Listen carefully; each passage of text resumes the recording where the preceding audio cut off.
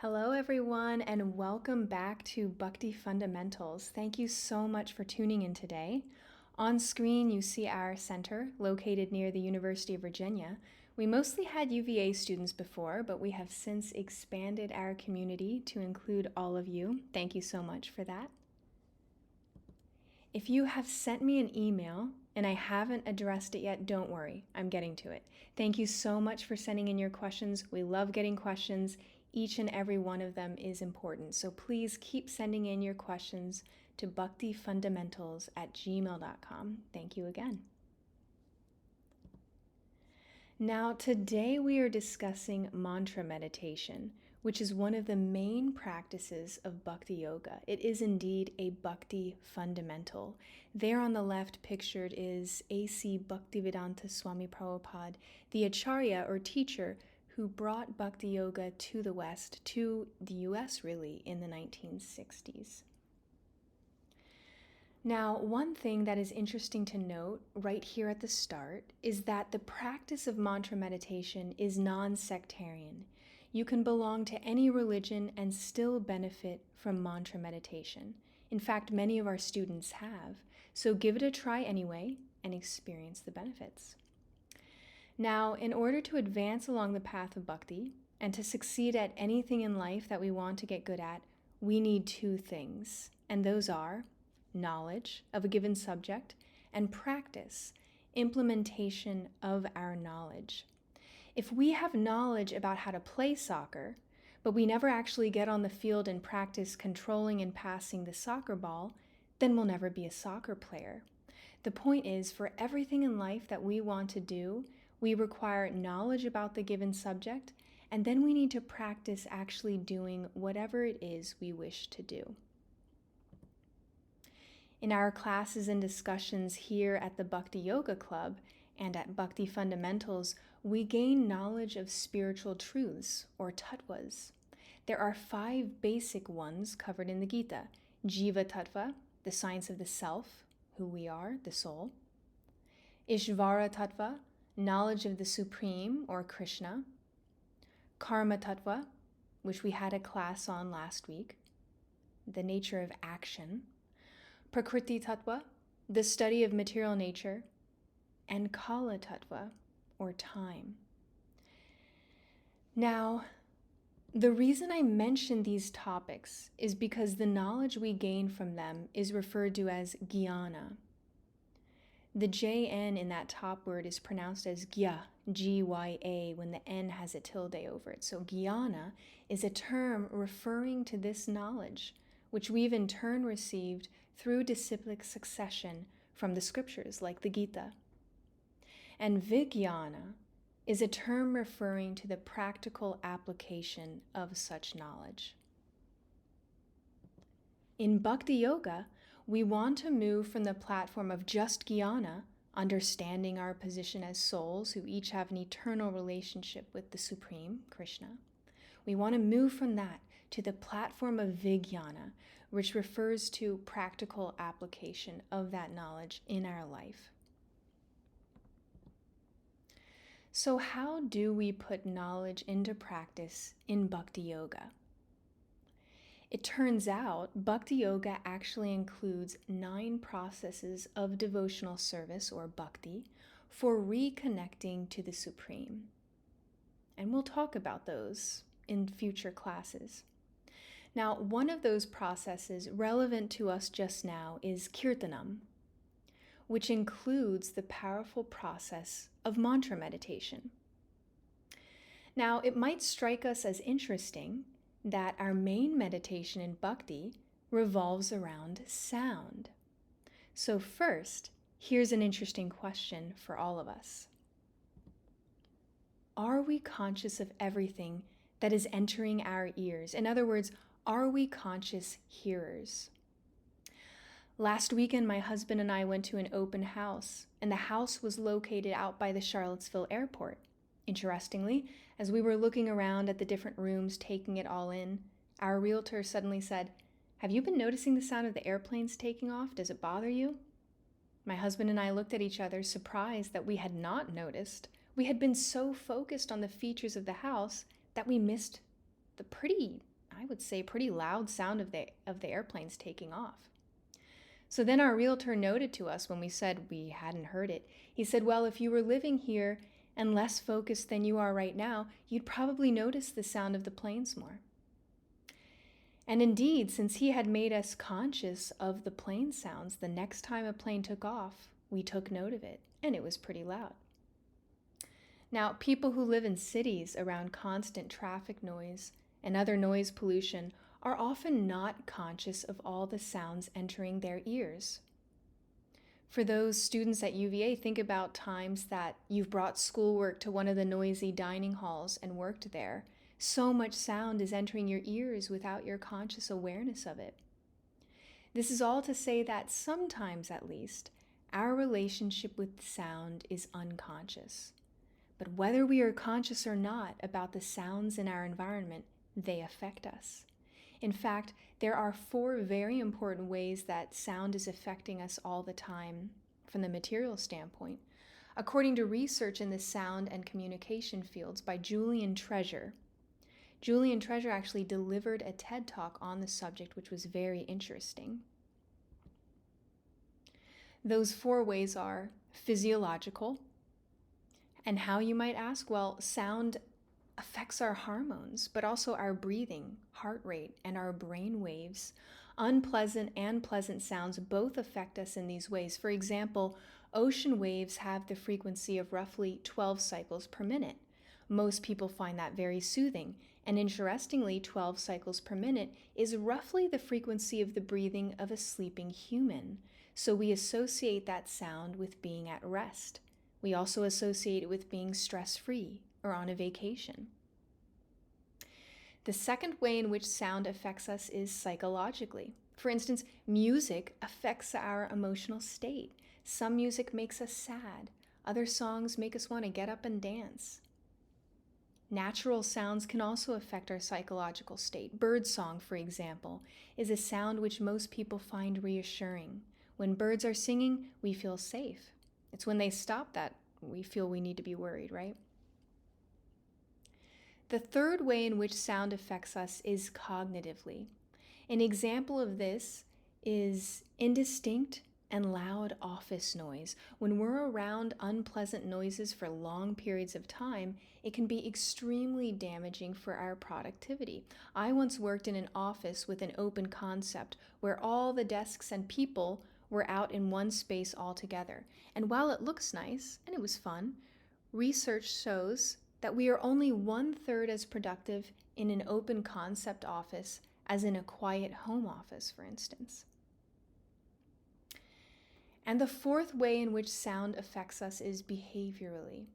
Unpleasant sounds can make us feel really uncomfortable, and they can be extremely damaging for our health. We may act out in a frustrated, abrupt manner if we're around unpleasant sounds. By contrast, pleasant sounds, such as bird song or wind chimes, have the power to increase our satisfaction with situations. Nature sounds have been shown in research to increase not only our productivity, but also our feelings of happiness and satisfaction at the workplace. Our physical health then also improves. So thus, what we hear changes not only our mood, but also how our nervous, endocrine, and even immune systems function. There's a lot of interesting research in this field. So this is why, for even the benefit of our health and productivity on the material level, it is recommended that we should, 1, be conscious of what we are hearing, and 2, try to change what we're hearing materially if that sound is damaging to our hearing or to our bodily and mental health. This may mean that we should try to work in a quiet environment or avoid stores and rooms with really loud party music. Or it may mean taking earplugs with you if you have to be around loud sounds for an extended time, such as at a wedding reception or something like that. However, this is a class on mantra meditation and the benefits of spiritual sound vibration. So in this class, we also propose a third way to improve your sound environment, and that is to add a spiritual sound vibration, a transcendental mantra to our daily hearing. There are many reasons to add spiritual sound vibration or mantra to the daily sounds that we listen to. One of them is that it connects us to our spiritual source, the Supreme, Krishna, in a very direct fashion. Remember at this point that bhakti is a word meaning devotional service, and yoga is a word meaning to link or to connect. So bhakti yoga means the yoga of connecting to the Supreme through devotional service.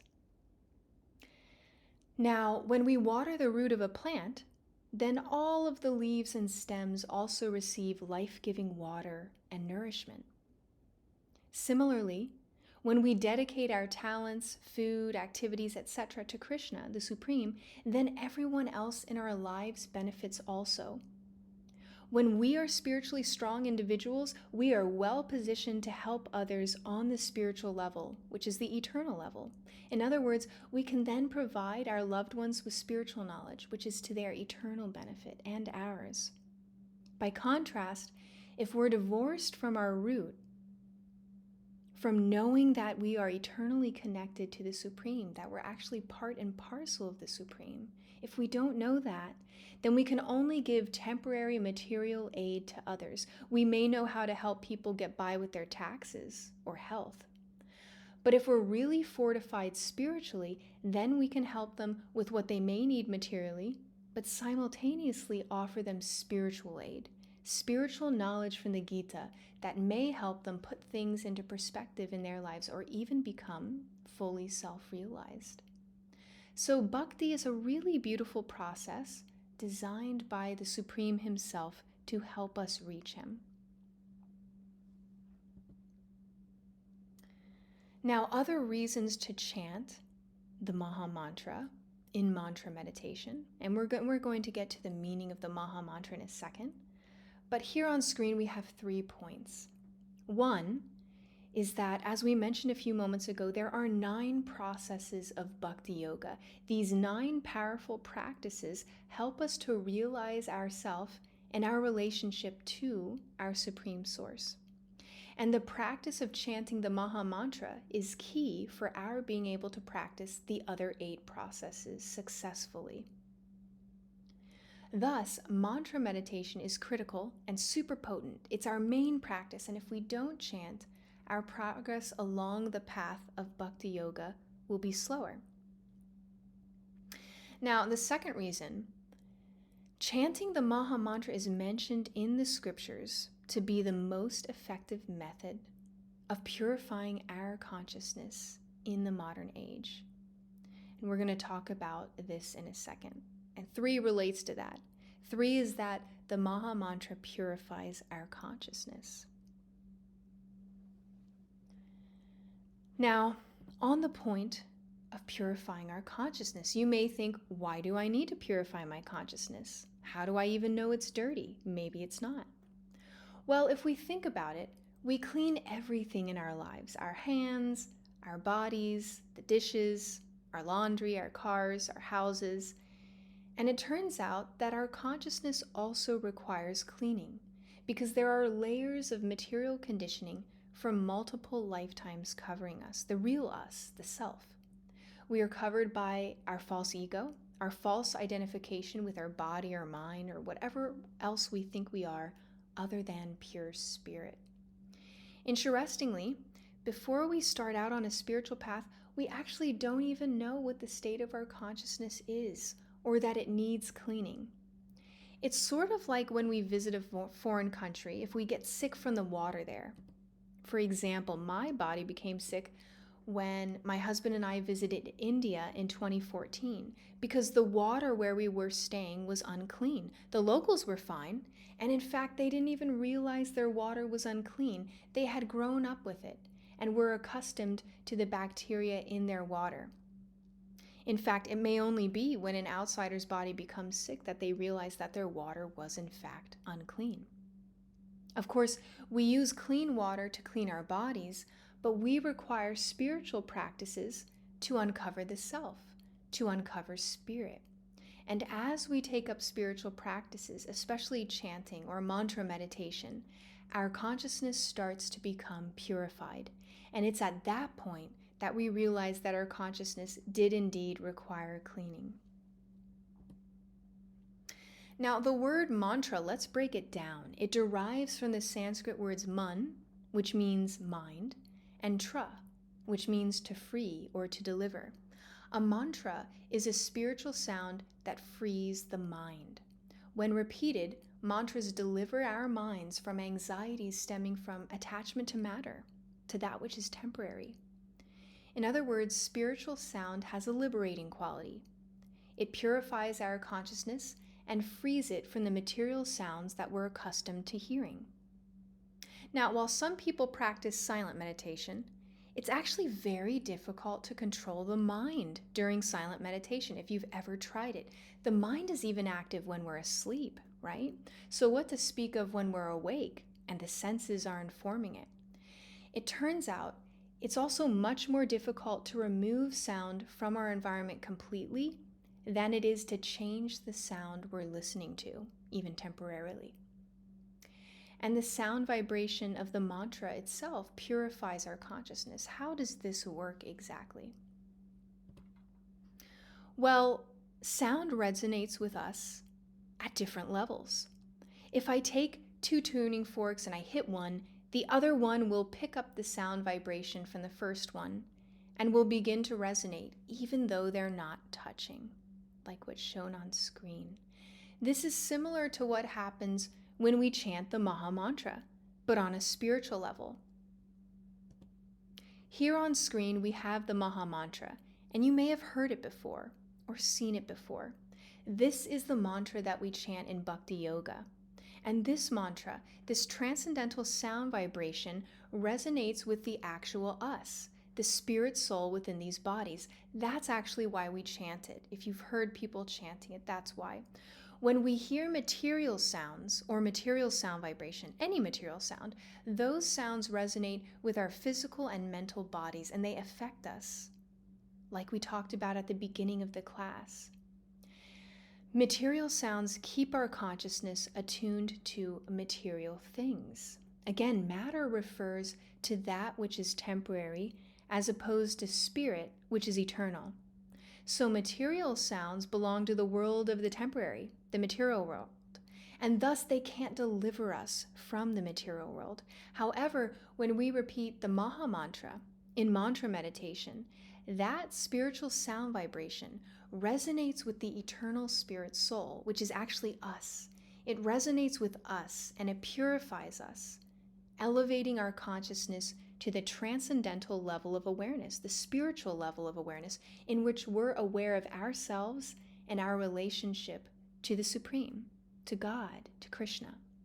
This takes time, of course. It takes regulated practice. And there is a trickle-down effect of mantra meditation. Since we're purifying our consciousness, everything below, our intelligence, our mind, our body and senses, everything else is positively affected and purified over time. We'll actually have a class on the hierarchy of our faculties, intelligence, mind, body, and senses, coming up. Now, given what we noted about sound earlier, it may come as no surprise that neurology studies have even shown that when chanted at a particular rhythm, mantras actually change the way your material mind works. The vibrations of the sound of the mantra resonate with your brain waves and alter them to bring your mind into a calm state. So there are very beneficial side effects to practicing mantra meditation. Listed on screen are just a few of the studies that have come out in recent years about mantra meditation and its effect on brain state and mental health. So next, here's a nice analogy for us. A mantra is like a seed, say the seed of a maple tree. When we plant the seed, it looks insignificant. In fact, we won't even be able to see it buried under the ground. However, one day it sprouts, and then some days later, with careful watering, it has grown into a very small plant. Give it a few more weeks, and we have a strong little plant, or a little tree. And eventually, years later, it is a fully grown tree that gives shelter to many other living entities like birds and cicadas and squirrels. In the same way, The Maha Mantra, although it may look to our material vision like an ordinary phrase, when it's chanted and listened to and watered by chanting it with attention, then it purifies us and nourishes our spiritual development. The Maha Mantra packs a lot of potency into its 16 words and 32 syllables. There is so much waiting to be discovered in this mantra. Those of us who have been chanting it for some time can attest to that. It's sort of like a zip file that you click. Suddenly you see so many folders within that zip file, so much information contained within. And it's not so much for us to tell you what you'll discover, but for you to discover for yourself, to realize for yourself. This is the importance of developing a mantra meditation practice for yourself, a personal practice. And so in the coming weeks, maybe challenge yourself to add this spiritual sound vibration to your daily hearing. Set up a japa meditation goal. Japa is the word used for personal meditation on beads, like what's shown in the background of the image on screen. If you set a little goal for yourself and you reach it, you'll be surprised at how the steady practice of chanting makes a difference in your life, in all aspects of your life. There's also a lot of joy and a sense of accomplishment that comes with developing a personal spiritual practice like this, which is really just focused on you and God. Now, much of this mantra's potency comes from mantra meditation's practicality for this day and age. It's actually mentioned in the Shastras, in the Bhakti literatures and the Vedic paradigm, that in this particular age that the world is in, the age of Kali, or quarrel it's called, the best way to become self-realized is through mantra meditation. In chanting this mantra, we follow in the footsteps of so many bhakti yogis, so many great souls who achieved the advanced stages of bhakti by chanting this mantra. So they also recommend this process for it. To not follow their recommendation would be to miss out. It's like if our doctor prescribed us medicine and told us to take 2 pills a day for 5 days to get better, but we instead decided that we'll take 1/4 of a pill every other day instead, then we would get better very slowly, or we wouldn't get much better at all. This mantra has been shown to really connect us to the Supreme in a powerful, powerful way. In a similar way, material consciousness, our state of being covered over by our false ego, our false sense of self that leads us to believe that we're just our bodies or that we're our minds, this false ego is akin to a diseased condition of life. Now, Srila Prabhupada, or A.C. Bhaktivedanta Swami, the Acharya who brought Bhakti Yoga to the West, often referred to Bhakti Yoga, devotional service, as a remedial measure, as the remedy for material consciousness. Adding spiritual sound vibration, chanting the Maha Mantra, is the foremost remedy or prescription that will clean away our material consciousness and replace it with spiritual consciousness. Since we're actually the soul, or pure spirit, chanting the Maha Mantra places us back in our natural position, connected to God, via devotional service, via bhakti, loving devotional service. So the prescription, if you will, for chanting the Maha Mantra is to chant it every day. Now, of course, we can start small, with a small amount every day, but a daily practice is important. Why? Well, logically speaking, if we clean our house a little bit every day, it stays in a clean state. But if we only clean it once a month, it gets pretty dusty between cleanings, and then it's more difficult to clean when we do get around to it. Similarly, if we chant the mantra every day, our consciousness keeps getting cleaner, and it remains clearer due to our regularity of chanting. And because our minds become used to the discipline of chanting, it actually becomes easier to chant the more often that we train our minds to focus and chant. And the more we chant, the more we'll develop the desire to chant, the taste for chanting. Often when we're sick, Medicine doesn't taste very good, and yet it's healing us at the same time. So in the beginning, chanting the Maha Mantra may seem more like something we have to do, but eventually, as our consciousness is purified and we realize that it did need to be purified, we develop taste for chanting, and it feels like we were missing out on it our whole lives. Now, we've been referring to this mantra that we chant in Bhakti as the Maha Mantra. Maha is a word meaning great, and it's considered great because of its effectiveness in elevating our consciousness from material to spiritual. It's considered the great mantra for delivering the mind. And the three words comprising the mantra are Hare, Krishna, and Rama, which are all names of the Supreme. The word Krishna means all attractive. The Supreme attracts everyone ultimately. The word Hare refers to the transcendental energy of the Supreme, and the word Rama refers to the bliss that is associated with the Supreme and that we feel when chanting the Supreme's names.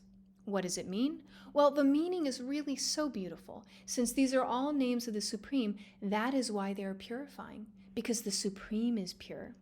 And altogether, in this particular combination, the Maha Mantra is a petition to have the shelter of the Supreme spiritual energy. We find ourselves presently in an unreliable and always changing material world, but the Maha Mantra gives us the shelter of the spiritual energy of the Supreme, which is stable and transcendental to this material world. Thus, it provides us with spiritual strength for navigating this material world. If we think about it, in this material world, we are always seeking shelter. We're always seeking protection. When it rains, we pull out our umbrella. If we live in our homes or our dorm rooms or anywhere else, so we don't have to be exposed to the material elements. Well, similarly, since we are actually spirit souls, spiritual beings, we also require spiritual shelter. That's what this Maha Mantra gives us, and that's what we're missing in our lives, even though we didn't know it. Only when we start the practice of chanting do we know that that's what we were missing. So this is another powerful reason to add to our list of reasons to include this spiritual sound vibration in our daily hearing. Now, we're going to have a whole session on how to chant the Maha Mantra. If you'd like to try it on a set of beads, it's really exciting and I highly suggest it. I think you'd really benefit from it. So stay tuned for that session. Essentially, this is a class giving knowledge about mantra meditation, introducing you to the topic, and the next session will be focused on putting that knowledge into practice. There's our theme again. And on that note, to return to the theme from the beginning of class, knowledge into practice. What's nice is that Bhakti Yoga is both a science and an art. The science aspect of it involves all of the knowledge, all of the jnana that we receive from the Supreme Himself in the form of the scriptures, from the body of devotees, the saintly people, and from Guru, our teachers. Meanwhile, the art aspect of Bhakti Yoga comes in the form of the vijnana aspect, how we practice what we've learned, how we find ways to implement the knowledge in our daily lives in a streamlined fashion. Now, ultimately, we can't benefit from a process we're not practicing. Sometimes people think it's good enough to know spiritual truths, that they're not this body, that they're actually the soul, that only the body dies at the time of death, that there is a God, and that this life is meant to reach Him. But realization of those points is higher than knowledge of them. Vijnana, the art of putting our knowledge into practice, is higher than jnana, knowledge. And actually, if we think about it, the platform of practice, or vijnana, is a way more satisfying platform than just having knowledge. What if you stayed in school or in a doctoral program for 20 or 30 years, never making much progress toward receiving your degree? That wouldn't be very satisfying, would it? More satisfying is to put in the effort, the work, and receive your degree at the end. Knowledge alone is dry. It's really when we put spiritual life into practice that it becomes alive and blossoms in our lives in a beautiful way. That's where the nectar is, that's where the juice is. So we're going to end here on that nice thought, that nice reflection. And again, we'll have our mantra meditation part 2 coming up, so stay tuned. We look forward to seeing you then. Thank you so much for listening today.